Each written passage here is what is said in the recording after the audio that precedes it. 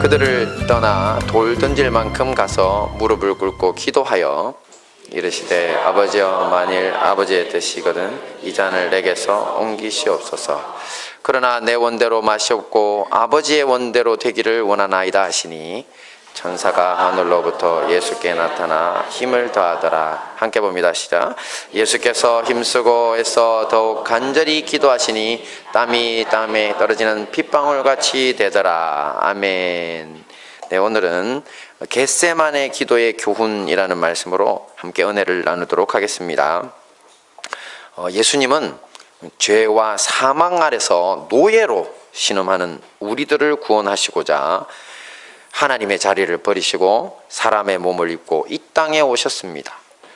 그리고 우리의 모든 죄와 저주를 자신의 몸에 짊어지시고 또 십자가에 못 박혀 돌아가셨습니다. 또한 이 죽음에 묶여있지 아니하시고 부활하심으로써 그 대속의 사명을 완수하셨습니다. 오늘 본문 말씀은 바로 십자가를 지시기 전날 밤에 일어난 일이 그 배경입니다. 네, 십자가를 지시기 며칠 전, 잡히시기 바로 직전의 밤에 일어난 일입니다. 자, 예수님은 대제사장과 바리새인들이 보낸 군인들에게 잡히시기 직전까지 겟세마네라고 하는 동산에 올라서 기도하십니다. 지금 자료 화면에는 그 겟세마네에 세워진 기념교회입니다. 자, 이런 예수님의 동산에서의 기도를 겟세마네 기도라고 부릅니다. 그러니 이 겟세마네 기도는요, 위기와 시련의 때를 앞두고 하나님께 드린 절박한 기도의 전형이라고 할 수 있습니다. 우리 역시 인생에서 예기치 못한 순간에 위기의 중심에 있을 때가 있습니다. 자, 이러한 때를 극복하는 겟세마네 기도를 통해 교훈을 얻고 승리하는 비결을 오늘 찾아보는 시간을 갖도록 하겠습니다. 함께 봅니다. 시작. 습관을 따라 기도하심. 말씀 봅니다. 예수께서 나가사 습관을 따라 감람산에 가심에 제자들도 따라갔더니. 네, 이 말씀을 보시면 예수님은 평소에 습관대로 감람산으로 가셨다고 합니다. 기도하시기 위해서입니다. 자, 여기 본문뿐만 아니라 성경의 많은 부분에서 예수님이 기도하시는 장면들이 보입니다. 하나님의 아들로서 이렇게 사역 중간중간 아버지 하나님과 바로바로 대화하시는 기도야 너무나 당연히 하겠지만요, 특별히 시간을 가지시고 열심히 기도하시는 것입니다. 자, 하나님이 기도한다는 게 좀 이상하잖아요, 그죠? 근데 신기하게도 열심히 시간을 가지고 기도하십니다. 오죽하면 오늘 본문에서 누가복음 기자가 예수님께서 습관적으로 기도하셨다고까지 이야기할 정도로 기도하는 모습을 많이 보여주셨습니다.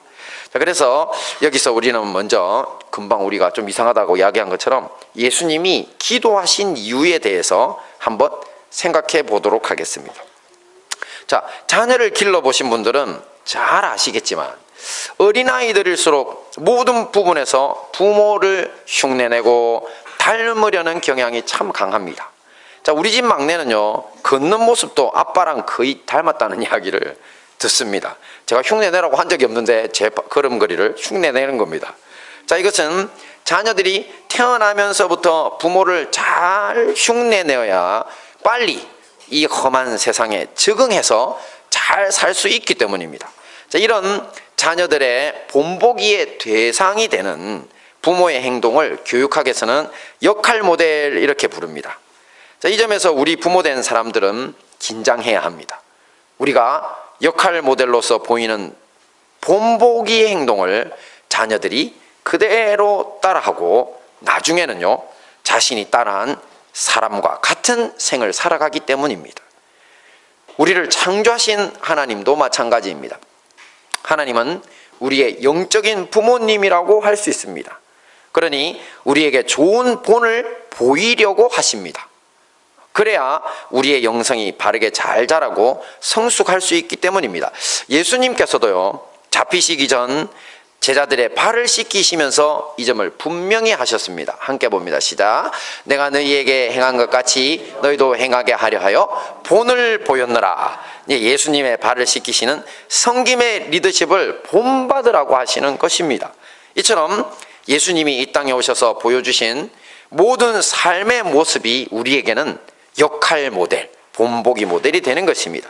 예수님은 특별히 기도하시는 모습을 습관적이라고 할 만큼 많이 보여주시면서 우리에게 기도의 본을 보이고 있는 것입니다. 자, 봅니다. 시작. 유혹에 빠지지 않게 기도하라. 네, 유혹에 빠지지 않으려면 기도해야 한다고 예수님이 말씀하십니다. 이때는 예수님의 십자가 사건과 제사장과 바리새인 또 로마 같은 정치 세력의 박해가 우리 기독교인들에게 몰려오던 위기의 시대입니다. 그러니 배도의 유혹 동안 아주 강했던 시절이고요. 그래서 주님은 이런 약한 제자들을 위해 유혹에 빠지지 않으려면, 예수님을 저버리라고 하는 유혹에 빠지지 않으려면 반드시 기도해야 한다고 말씀하시고, 또 모든 시험을 이겨내는 방법으로서 기도의 본을 제자들에게 친히 보여주셨던 것입니다. 오늘날에 우리 역시 다르지 않습니다. 과거 예수님의 시대가 박해로 배도를 강제하던 시대였다면, 오늘날은 온갖 정욕의 유혹으로 예수님을 배신하도록 부추기는 시대입니다. 이런 유혹 속에서 우리는 믿음을 지켜야 합니다. 하지만 세상의 유혹과 또 우리 내면의 그 유혹을 따라가고 싶어하는 죄성은 나날이 커져만 가는 것 같습니다.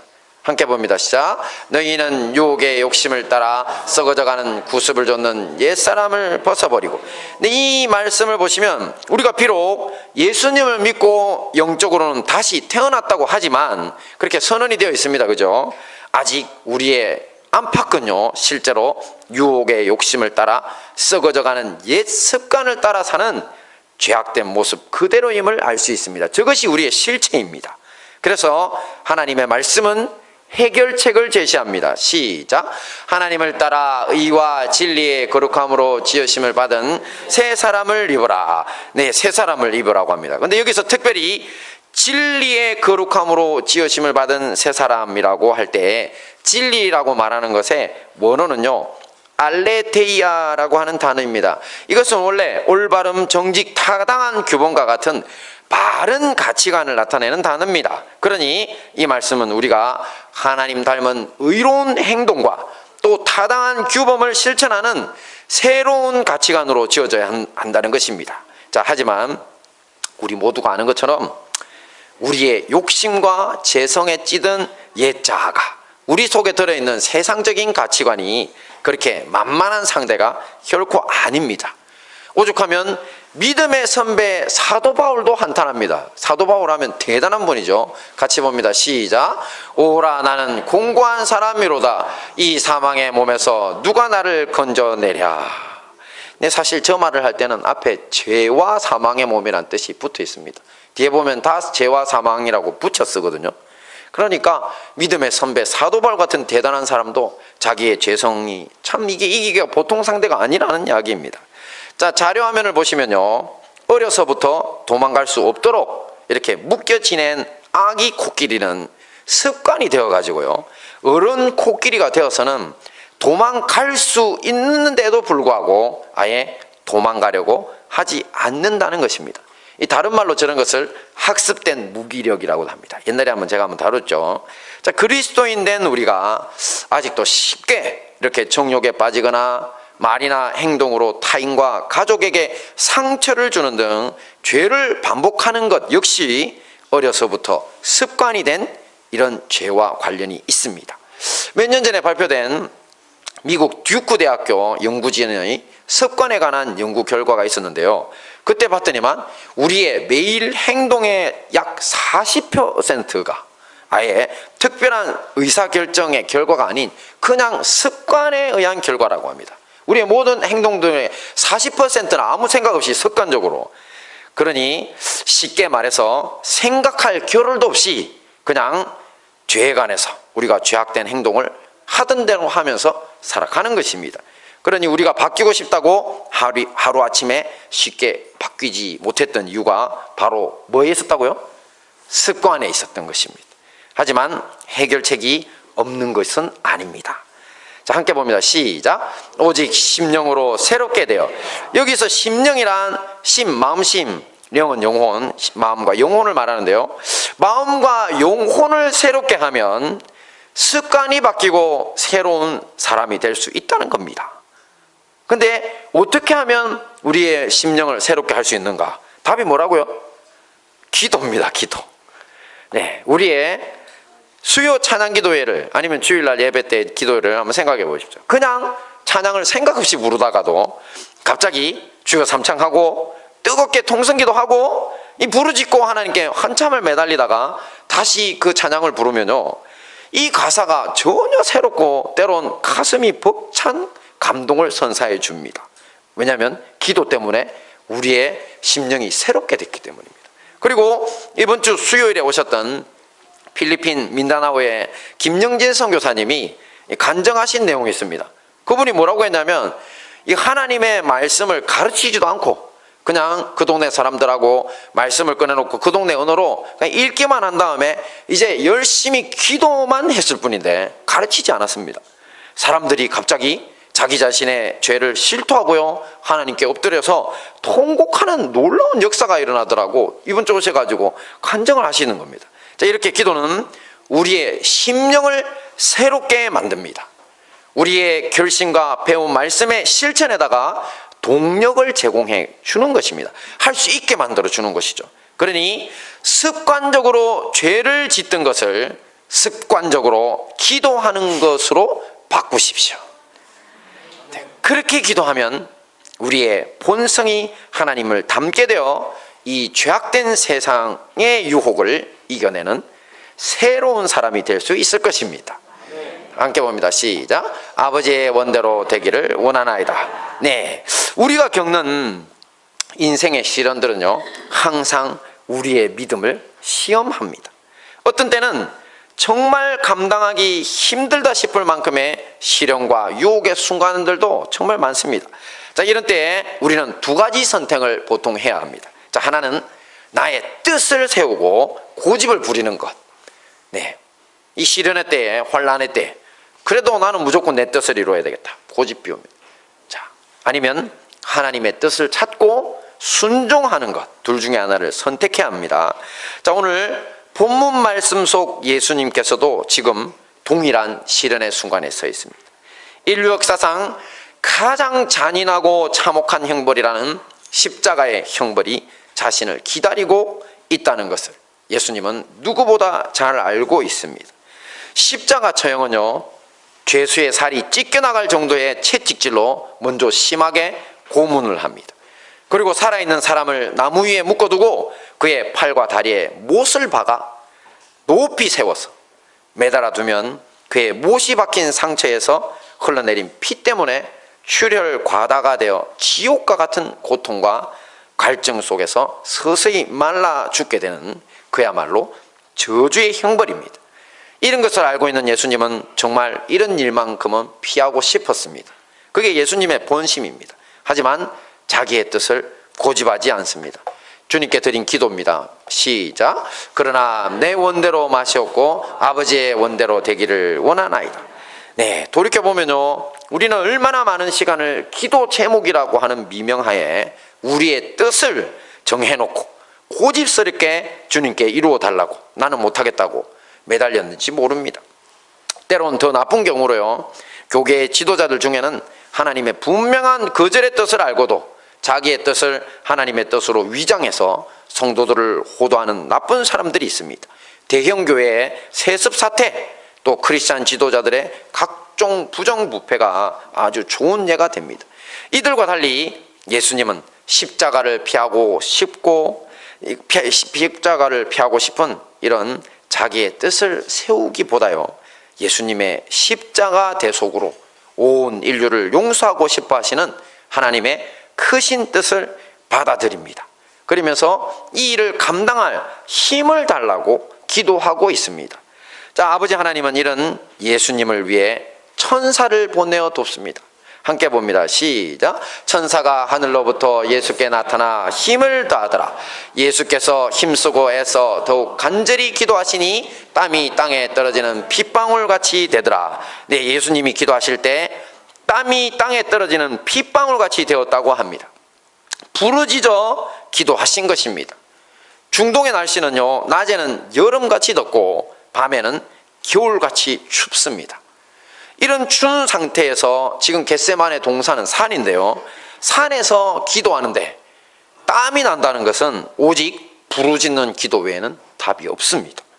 또한 현대의학에 의하면 사람이 극단적인 스트레스나 공포의 환경이 되면요, 땀을 흘릴 때 땀 속에서 모세혈관이 터져서 피와 함께 떨어지는 일이 벌어진다고 합니다.